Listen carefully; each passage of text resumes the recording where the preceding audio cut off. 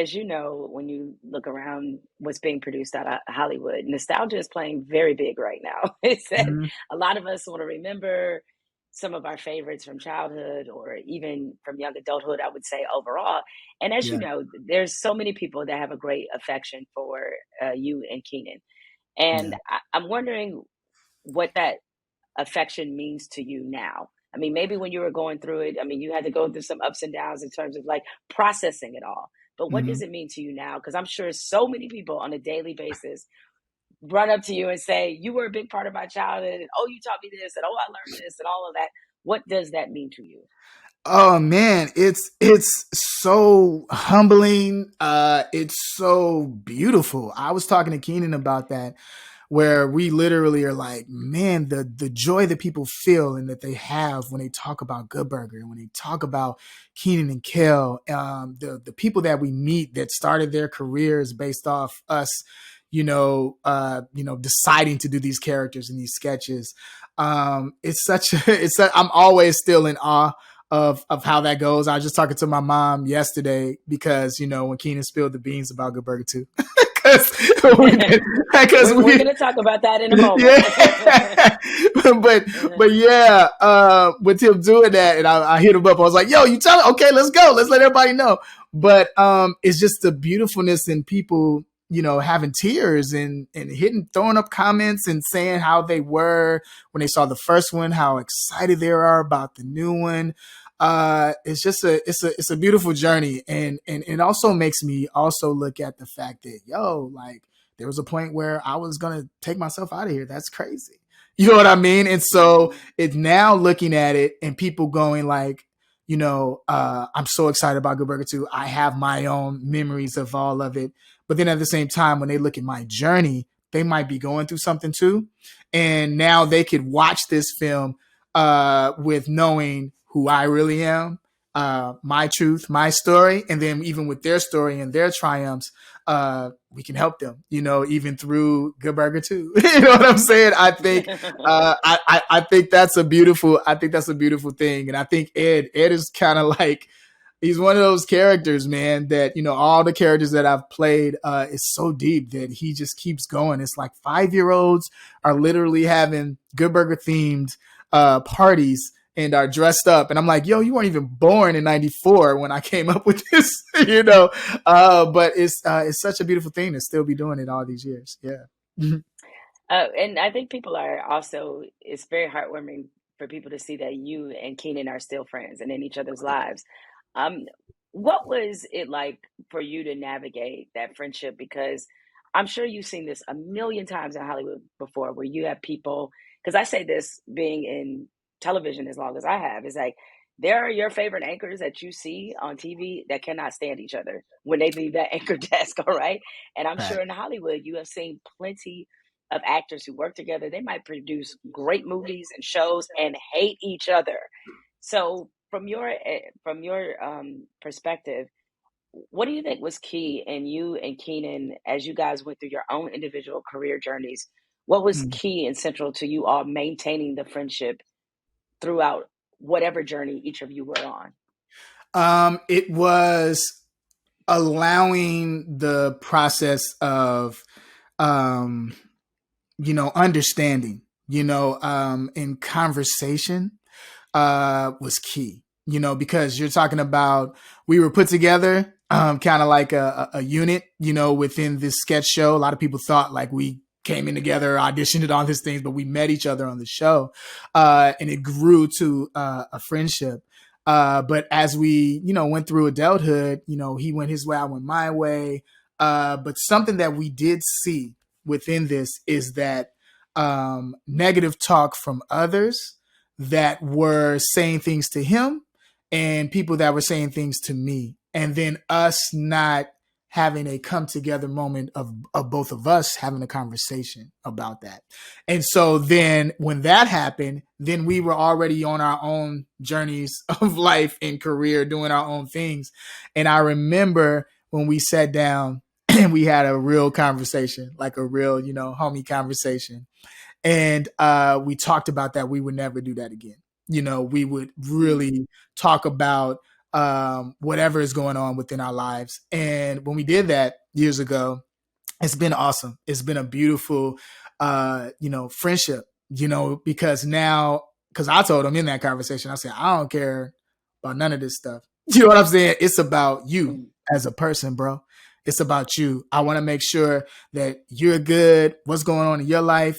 He agreed and said the same about me. We did a lot of talking about our journey, outside of entertainment, us being the men that we are now as adults, which was such a beautiful thing. And then ever since then, it's been, text, calling, how you doing? I'm praying for you. All these different things. So when people see us, do these things, they don't know, like, they see us at the Emmys, they think like, yo, so Kel was just sitting there and he was just, it's like, no, we've been in constant conversation all the time. And I remember I was doing my book, promoting my book Prank Day when he called me for the Emmys.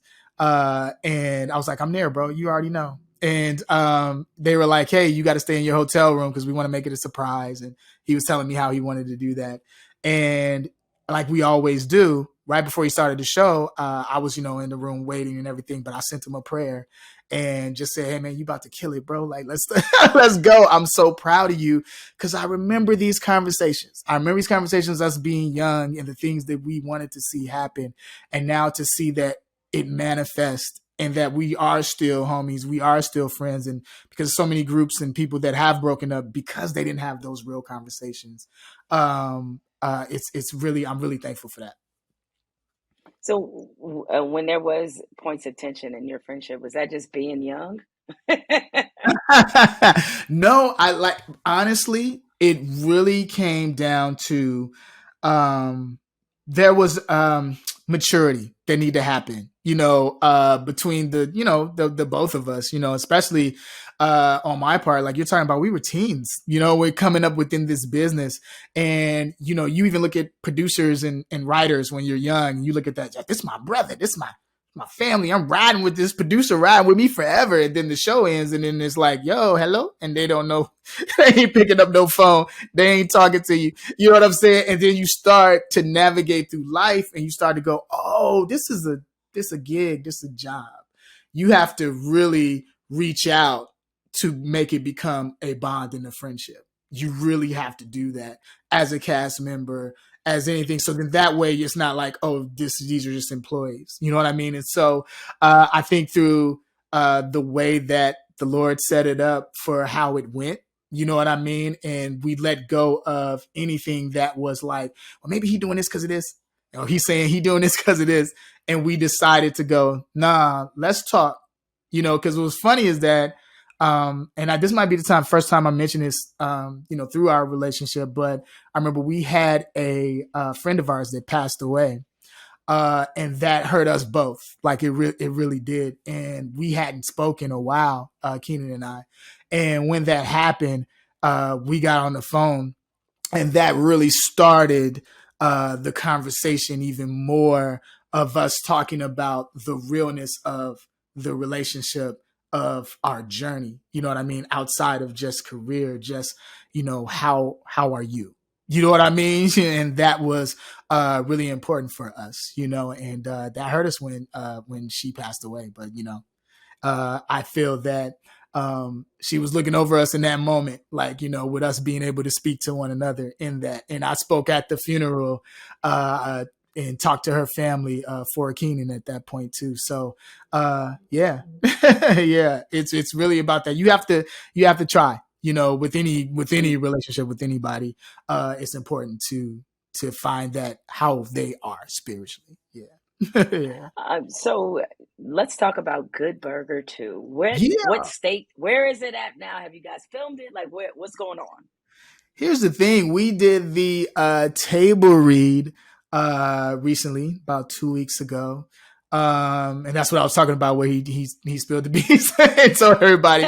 Uh, and, but we did this table read at Paramount. We have been, working on Good Burger 2 for a while. What was important to us is that the story is great, the script is great.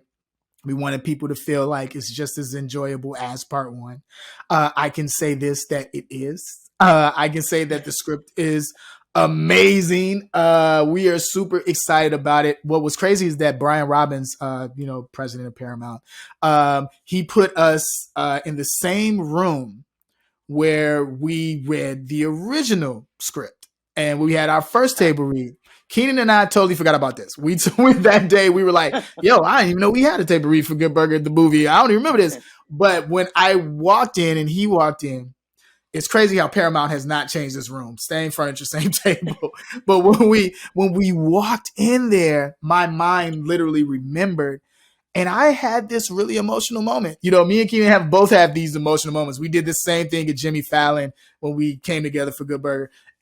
But it was again where my eyes welled up and I was just like, yo, look at this journey. You know what I mean? Like, look at this journey. And then we're just cracking up, falling on the floor. And we're talking about almost the math on it, but like 30 years, like 26 years. It's been a very, very long time. And it's beautiful that people are excited about it, and having fun with it. And we laughed through that whole script. So we hope that you all laugh through it too. Yeah.